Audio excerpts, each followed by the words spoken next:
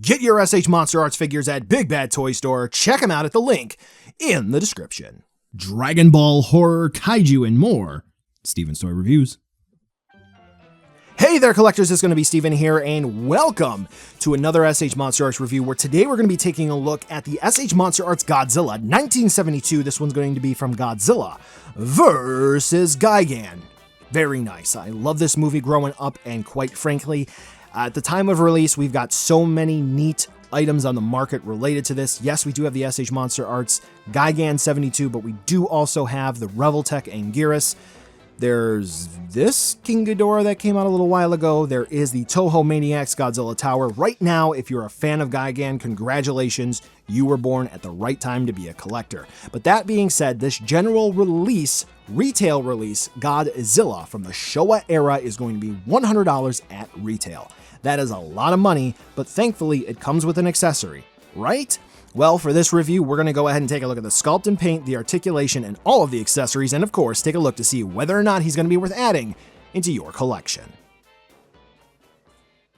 Taking a look at the figure up close and personal, there are only a couple of issues to really bring up, and that is mostly going to be with the dorsal plate paint and with the head sculpt, plural. So whenever I make mention of one issue with the head sculpt, it is going to pertain to both of them. So for the dorsal plate paint, it does seem to be an inconsistent silver, but it isn't that big of a deal. But when it comes to the tip of the tail working its way all the way up to the head, it seems that when we get closer to the tip of the tail, the plate paint does seem to just simply stop. I wasn't able to see any stills from the 1972 movie. If you're familiar with how Toho ran their business plan in the Showa era, that particular block where this suit was used for the multiple movies, 68, 72, so forth, they may have done different things to the suit because this one was basically falling apart by Godzilla versus Gigan. I don't know if the tail tip was painted, but if you know, comment down below. But I'm just pointing that out for you.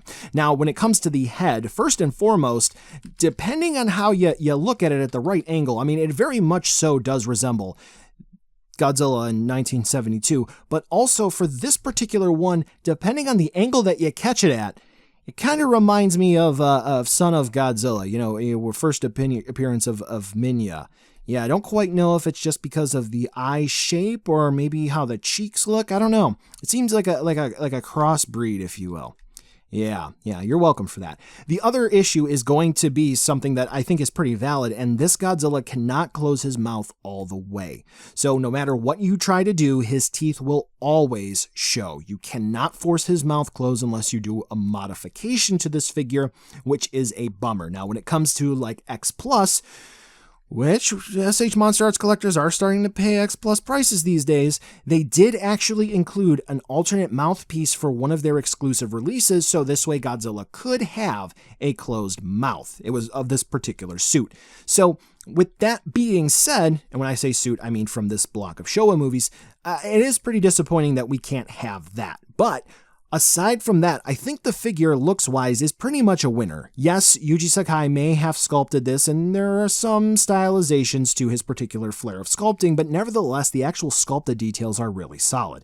The scutes, the keloid scarring, so forth, pretty solid. No real issues to complain about back at home, and the paint application is pretty solid as well. There's going to be a neat detail about the eyes, which I'm going to talk about in the accessory section, so stick around for that. The teeth paint, little bit mixed in with the red that was used for the actual mouth paint, but I suppose that's going to be an issue we can't really circumvent at the production level. When it comes to the body, yes, it is going to be a charcoal color, but it does seem as if there's a bit of an olive paint to it as well, and that's mostly going to be seen on the stripe that is going to be coming from the sternum all the way down to Godzilla's pelvis. You can also see this paint application found throughout parts of the body, and it looks great too. When it comes to the claws on the hands and on the toes, we actually have a nice gradient of paint instead of just a blob of paint like we found on -1. Yay. For the dorsal plates, they sort of looked balloony, if you will, bright silvery in the movie, and they sort of captured it pretty well on the figure. There are going to be some dorsal plates which kind of blobby, but I do think that they do look cool here. So, all in all, I do have to say that this particular Godzilla looks really solid, and if you're a fan of 1972, then congratulations, you've got a winner. articulation, and woo, this is very, very nice. I really like how this figure moves, and I think that you will too. There are a few things here and there that could be done better. I think we can all kind of agree on that. But you know what? I do think that this, as suggested, sets the new Showa standard. So what do we have? Well, first and foremost, let's go ahead and talk about the jaw, because the jaw sort of unfortunately falls victim to what some of the SH MonsterArts Monster Hunter releases have. So when you go to open it, it is on a ball joint, and it's kind of jutted out a little bit forward, so he's got an underbite. But yes, it is on a ball joint, so whenever you see like, you know, weird jaw, yeah, that's fixable. But as we zoom in, really super duper zoom in, right? Okay, so we refocus. You can kind of see that it's almost form-fitting here, right? So if the ball joint is not aligned perfectly and you go to pull it down, it may get caught and you can't really open it because the sculpt is just lined up perfectly. So if that's the case, just wiggle it a little bit and you'll be able to move it down and it won't get caught. See, like, there you go. Okay, just something to keep in mind if you're having any issues moving the jaw. Now the neck. This is pretty cool because we also have a dorsal plate movement, which you can see it does like to pop off. That was the thing that sort of fell off in my unboxing video. Yeah, anyway, so the head plugs in on a ball joint, which moves very, very nicely, as you can see. Look up about that far, down, obviously rock, and then there's going to be a system of ball joints here and here that allow Godzilla. Oh, look at that, the head popped off. That's a feature, it's not a bug. You can look down about that far, and then you'll see that the dorsal plate here, as it moves back, collides in here. So that movable dorsal plate that is on a hinge system, kind of, that allows it to move back just a little bit, and there's no collision, which is good. But yeah, all kidding aside, that's about as far up as Godzilla can look. That's as far down, rocking from side to side. When it comes to, I'm going to go ahead and move down to the torso because that's more important here. Getting Godzilla to be straight up and down, that's not really going to be too possible. He is going to have kind of an angular lean. I don't know if that is sensing English words, but he can move forward like that. Like, look at that, and we have all the gaps that you would want there, which honestly, that's totally fine. That's really not unreasonable. We can twist and turn, but then again, we do have the dorsal plates there, so keep that in mind. We can rock from side to side. This does like to pop off, but honestly, it's not that big of a deal because it pops on. So when I'm stressing it, yes, it will pop off, but otherwise, that's just fine. So we have some pretty solid torso movement. The neck movement is thumbs up. The shoulders, this is pretty cool because we do actually have a floating piece in there to block my gaps, which is nice. But we do have ball joints for the shoulders, so we can spin the arms around, no big deal. Godzilla can T-pose, no issues, which is good.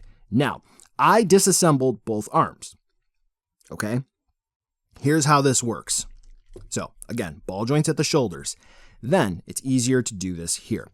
There is a ball joint that plugs in for what is basically the elbow hinge. But that is a ball joint. So we get twisting and tilting and all sorts of rotation here, right? So that's where the bicep is sort of hidden in. Then we have a ball joint at the forearm, so we can rotate that and we can rock that. So we have basically not double hinge movement, but that's effectively what it is. This section here is also on a ball joint, so we can kind of move it around, but on mine in particular, it's tight. The wrist is on a double access barbell style ball joint. My left hand really likes to pop off. If I push it in really, really hard, it'll stay more than usual, but unfortunately, it then will sooner or later pop off. Yay. So that is something that I don't like. I haven't taken heat to it yet to see if maybe it'll stay in, but nevertheless. Now, here is where we have a problem.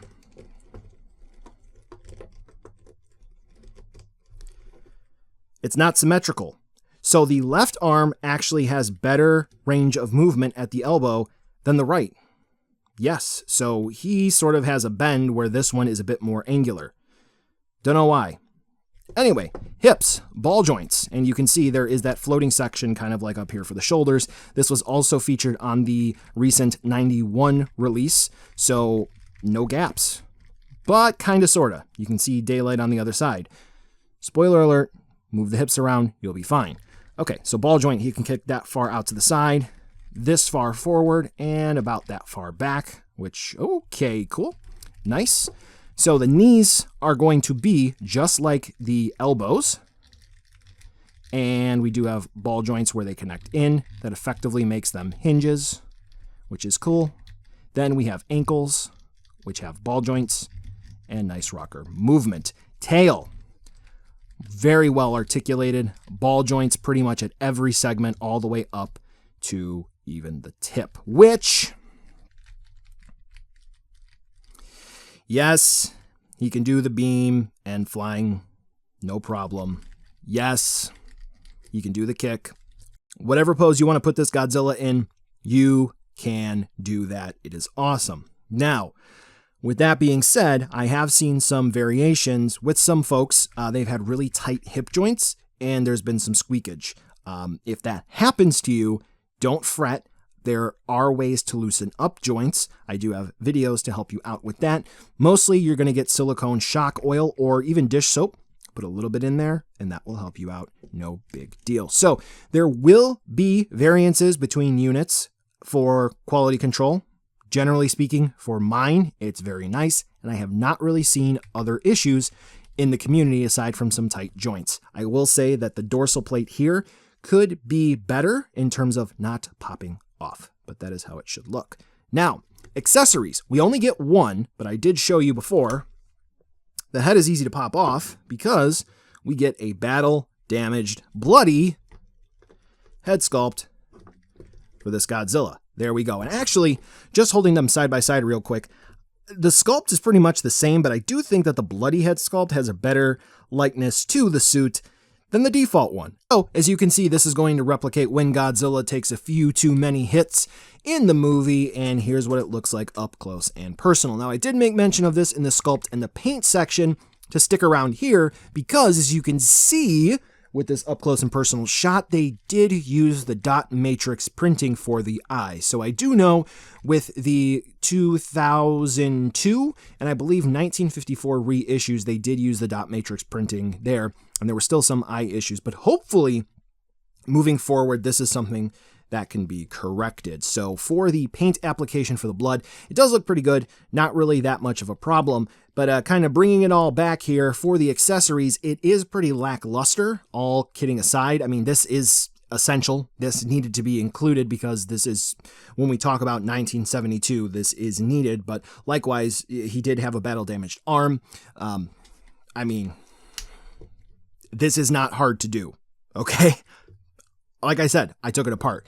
This is not hard to do. They could have easily included that as a piece, and I'm not sure why they didn't do that, all things considered. But if you are looking for other effect parts like beam effects or explosions or city buildings, you do know that I have videos to help you out. And most importantly, why they maybe didn't include a jaw part to close up the mouth. The world may never know.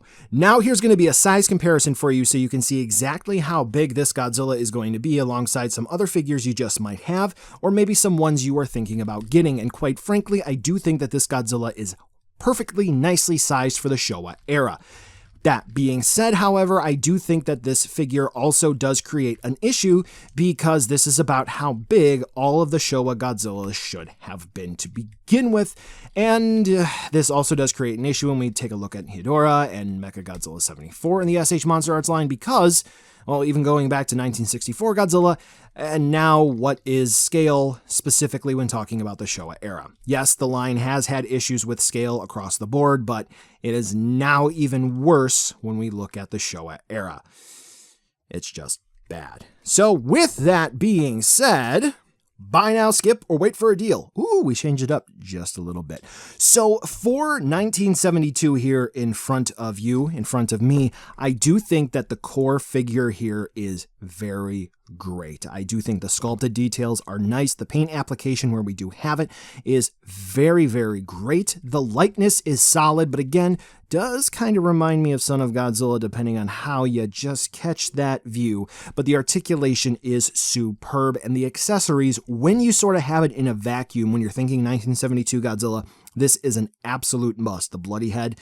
But when we consider everything at a US MSRP, US distribution of about $100, this is definitely going to be a difficult release to recommend at MSRP. This is a great figure, and it obviously is going to go well with Gigan, assuming that there is a particular Showa King Ghidorah that may or may not be indicative of being made at some point in the future.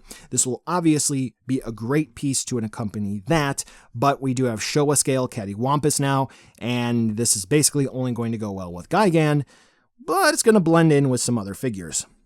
Moral of the story is this is a great figure. $100 great? I'm going to have to say no. But if you do get it, you will like it. This sets a new standard moving forward. I would say even beyond what I said for the Showa era, but also for Godzilla figures, especially considering -1 was $150. And this delivers so much more value.